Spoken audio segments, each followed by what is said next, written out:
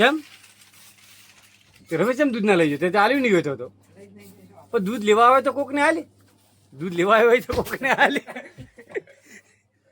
રામને તો હમણે તો હવે આમાં ચિયોક જોઈશે તો તને ગાંડો કહે છે કે આ ચિયો છોકરો છે આવું હે એનો બનાવશે. દુકાનેથી દૂધ લઈએ દુકાનેથી. હવે ખરીદીને પીશું ચા. ચલો લઈ લો દૂધ. હાલો લે નાચાવું તો નાચાવું તો. હવે આપણે ઘરની ચા કા બનાવવાની છે. ચા પીશું. હો શું કહેવાય કે દૂધ લઈ આવ્યા ચા બનાવો કે રેડી? હો દૂધ લઈને ઘરે આવ્યા.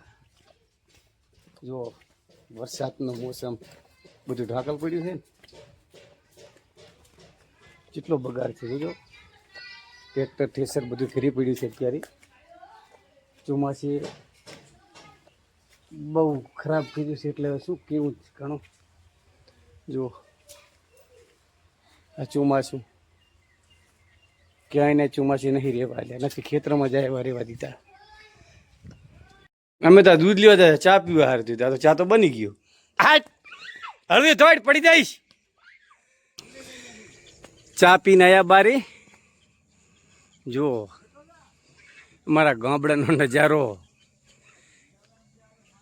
આ મકાઈ છે, પલોટ હતા, પલોટામાં મકાઈ આવી છે. ઢોરા હારું ઘાસચારો છે ને. આ અમારી ગામડીનો નજારો કેવો છે જોઈ લો. બધા મિત્રો જોજો અમારી ગામડીનો નજારો.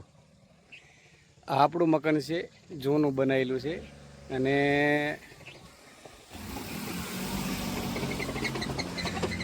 ભાઈ ઈટું લાવી છે ને મકાન બનાવેલા છે જુઓ ગામડીમાં.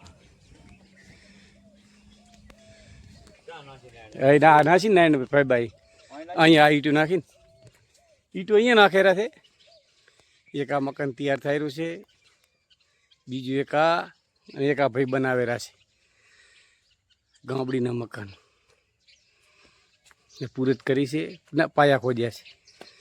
જુઓ ખિલારી બિલારી બધું કમ્પ્લીટ છે. બેજરા બેજરા બનાવેલ તૈયાર કરેલું. ચલો હવે પાયા જોઈ આવીએ જેવા ખોદ્યા છે.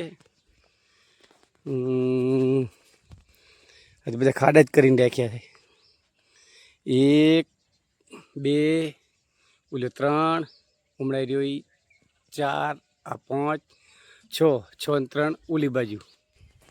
આ મારી ગામડી છે. ગામડીનો નજારો. કેટલા મકાન થઈ રહ્યા છે? એક ઓલું થઈ ગયું, 1 2 અને આ 3. જો પિંજરા બનાવેલ પીડે તૈયાર. આવી ઝૂંપડી એમ રહેતા હતા, હવે મકાન બનાવવાના છે.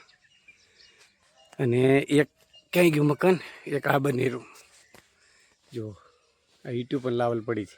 એક ગાડીમાં આટલી જ ઈટું આવતી છે. ચાલ ટોલા ભરવા ગયા હે. 12,000 ઈટું આવે એમ ને. ચોમાસે પણ કેવું મોસમ બનાવ્યું છે, બનાવી જાણ્યું છે ને.